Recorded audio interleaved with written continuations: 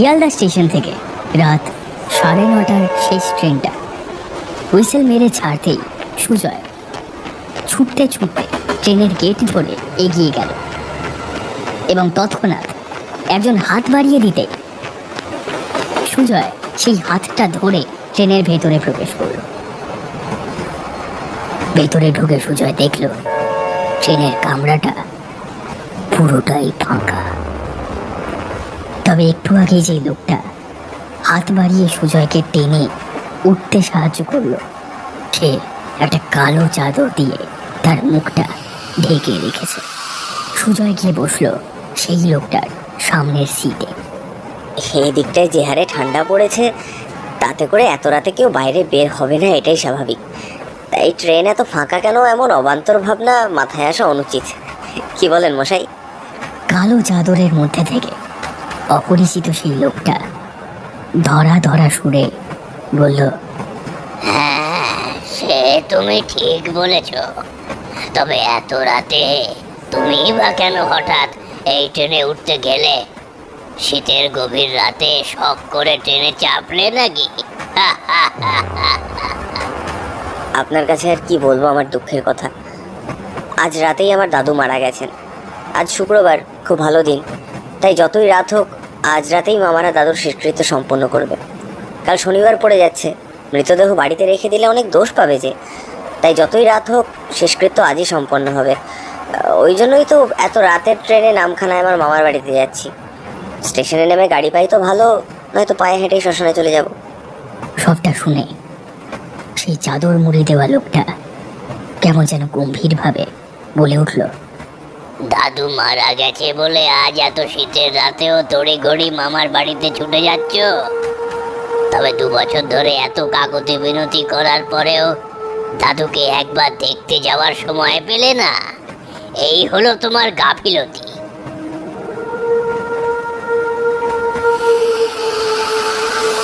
2 বছর ধরে দাদু আমাকে দেখতে চেয়েছে, অথচ আমি নানান কাজের চাপে মামা বাড়িতে যেতে পারিনি। তবে এই কথাই অপরিচিত লোকটা কিভাবে জানলো? আশ্চর্য। তারপর সুজয় সামনে বসে থাকা লোকটাকে গম্ভীরভাবে জিজ্ঞেস করলো, হ্যাঁ, অনেকদিন ধরেই দাদু আমাকে দেখতে চাইছিল, তবে কোনোভাবেই সময় বের করে মামা বাড়িতে আসতে পারিনি, এই কথা সত্য। কিন্তু মশাই, আপনি এসব কথা কোথা থেকে জানলেন? হ্যাঁ, জানি জানি, আমি সব কথা জানি।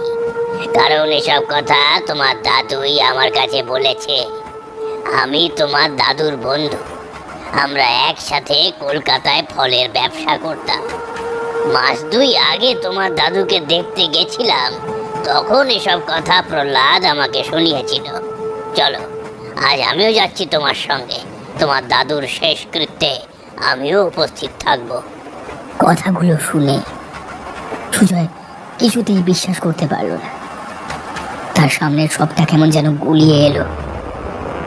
সুজয় মনে মনে ভাবল, লোকটা পাগল নাকি? এত রাতে ট্রেনে উঠে বলছে উনি নাকি আমার দাদুর বন্ধু, আর এমনভাবে চাদর মুড়ি দিয়ে বসে আছে যে বোঝাই যায় না ভালো মানুষ নাকি ছিনতাইবাজ।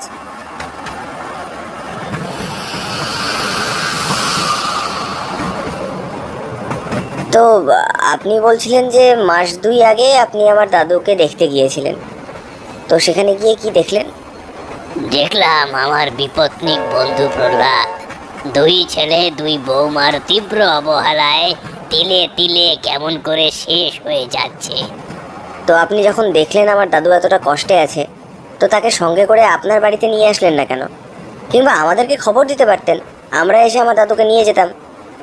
এইসব কথাবার্তার মাঝে ট্রেনটা চলে এসেছে সোনারপুর জাংশনে। ট্রেনের লাইন পরিবর্তনের কারণে ভিতরে জ্বলতে থাকা টিউবলাইটগুলো হঠাৎ নিভে গিয়ে ক্ষণকালের জন্য সমগ্র ট্রেন জুড়ে নেমে আসে এক বিস্তীর্ণ অন্ধকার।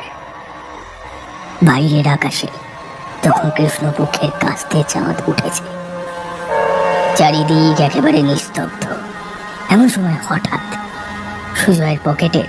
সুজয়ের মোবাইলটা বেজে ওঠে। সুজয় ফোনটা রিসিভ করে বলে, হ্যাঁ বড় মামা, বলো। ফোনের ওপার থেকে বড় মামার গলার কণ্ঠস্বর ভেসে আসে, এই আরে বাবা, কোথায় আছিস? নামখানা ট্রেনটা পেয়েছিলি তো? হ্যাঁ মামা, ট্রেন পেয়েছি। আমি এখন সোনারপুর আছি। তুমি চিন্তা করো না, আমি ঠিক পৌঁছে যাব। একটু আগে কম্পার্টমেন্টের আলো আবার জ্বলে উঠেছিল এবং সেই আলোয় হঠাৎ করে সুজয়ের চোখ গেল নিজের পায়ের দিকে।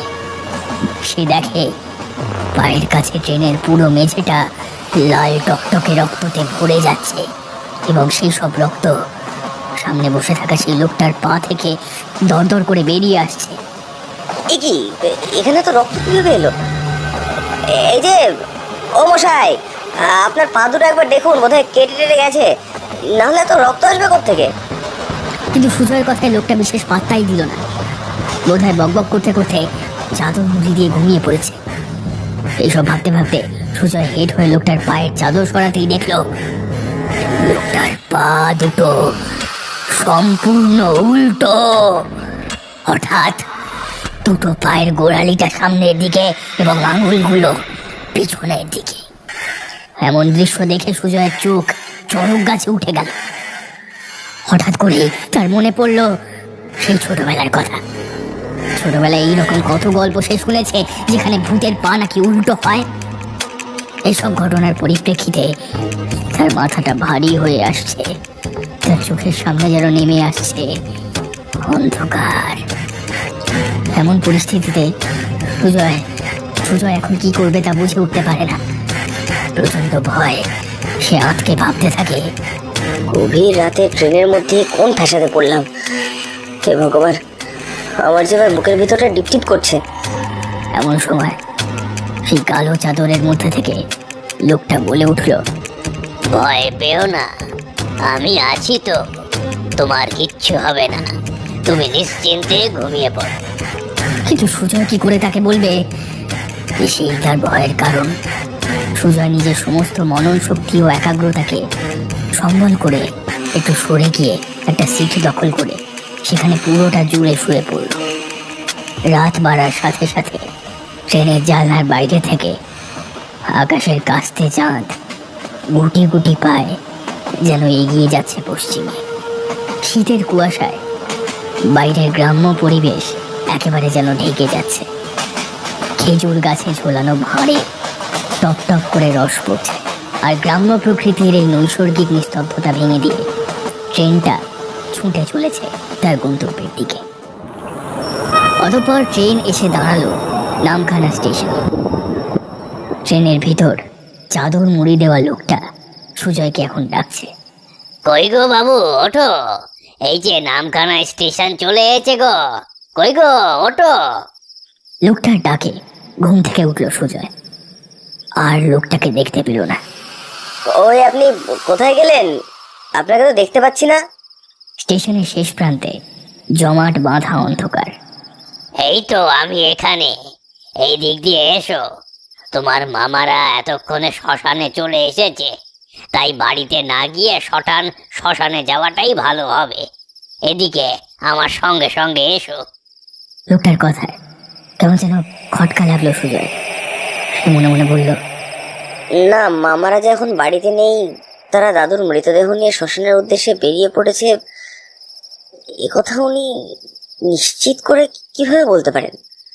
তৎক্ষণাৎ অন্ধকার থেকে লোকটা বলে উঠল, কি এত ভাবছো আমি তোমাদের মতো সব ফোন টোন ব্যবহার না করেও কিভাবে বললাম যে মৃতদেহ নিয়ে ওরা শ্মশানের উদ্দেশ্যে বেরিয়ে পড়েছে? আসলে এসব তো আমার জানা কথা। সুজয় এসব কথায় বিস্মিত না হয়ে লোকটার দিকে তাকিয়ে তাকে অনুসরণ করে হাঁটতে শুরু করলো।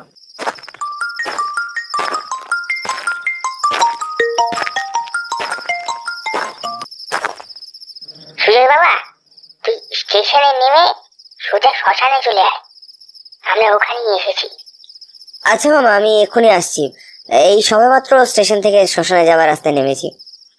এই বলে সুজয় ফোনটা কাটতেই অন্ধকার থেকে সেই বয়স্ক লোকটা আস্তে আস্তে বলল, কি মিলল তো আমার কথা? এসো এসো, তাড়াতাড়ি পা চালিয়ে হেঁটে এসো।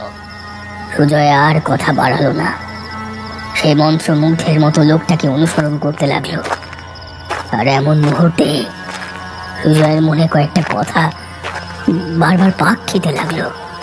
ট্রেনের মধ্যে দেখা এই লোকটার উল্টো পা, এই লোকটার শরীর থেকে দরদর করে রক্ত বেরিয়ে আসা, এসব কি আমার চোখের ভুল নাকি ভ্রম? তবে লোকটার এই অন্ধকারে গা মিশিয়ে মিশিয়ে চলা, এটাও কি ভ্রম নাকি লোকটা আদৌ মানুষ নয়? কিন্তু যদি প্রেতাত্মা হয় তবে সে আমাকে কোনো ক্ষতি বা করছে না কেন?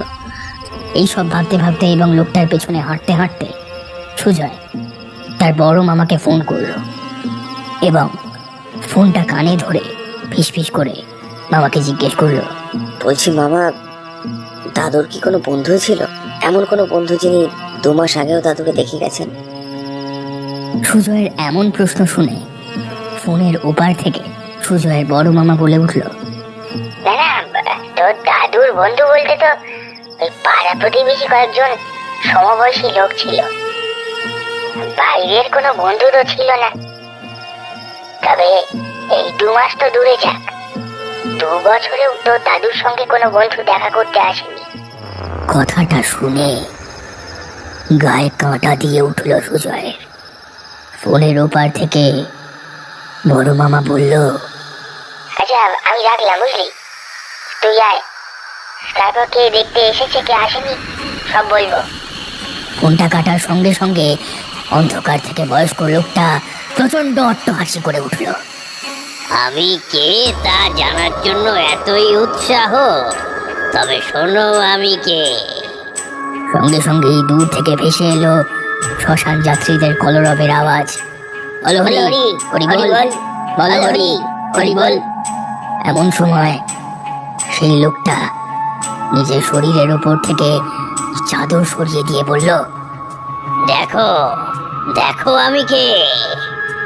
সুজয় দেখল অন্ধকারের মধ্যে একটা আলোর জ্যোতি তার সামনে দাঁড়িয়ে আছে।